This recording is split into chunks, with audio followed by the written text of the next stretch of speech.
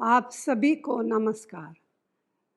राजीव जी कहते थे, भारत एक प्राचीन देश है, लेकिन एक युवा राष्ट्र है।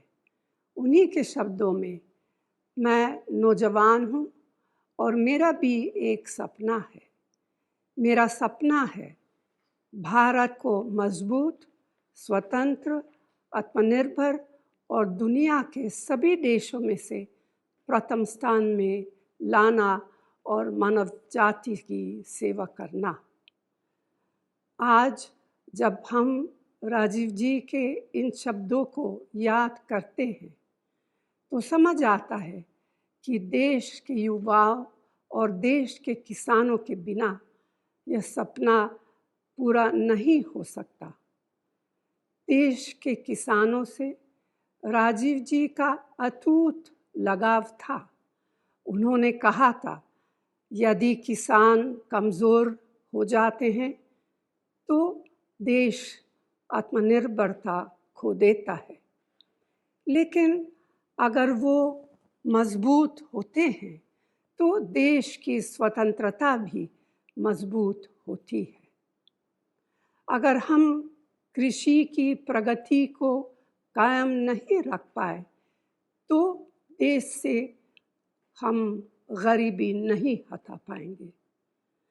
छत्तीसगढ़ की कांग्रेस सरकार ने राजीव जी के इन सपनों को साकार करने के लिए कुछ ठोस कदम उठाए हैं। इन कदमों से लाखों किसानों का आर्थिक स्तर निरंतर सुधर रहा है। उनके जीवन में उम्मीद की किरण दिखाई देती है। परिवार में खुशी का माहौल है।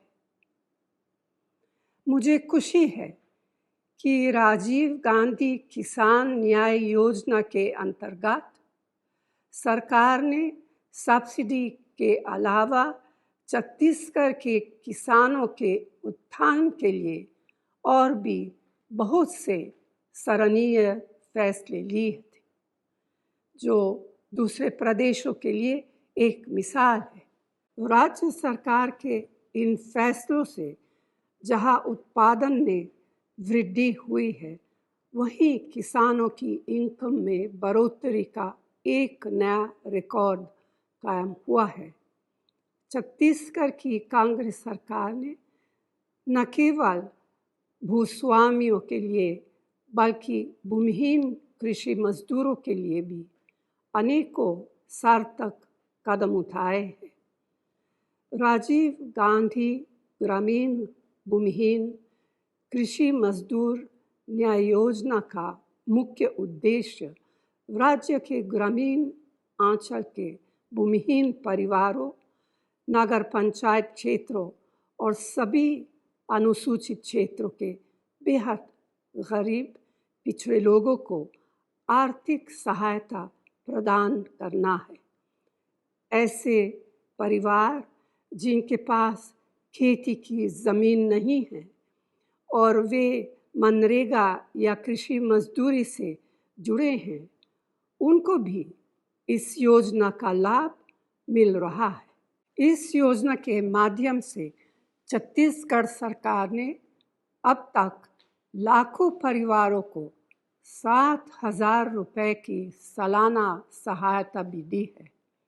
मुझे इस बात का संतोष है कि छत्तीसगढ़ में भूपेश बघेल जी के नेतृत्व में कांग्रेस सरकार राजीव जी के सपनों को साकार रूप दिया है।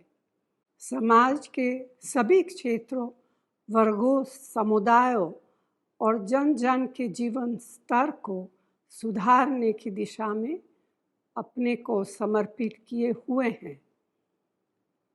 सही मायने में राजीव जी के प्रति यही सच्ची श्रद्धांजलि है। धन्यवाद।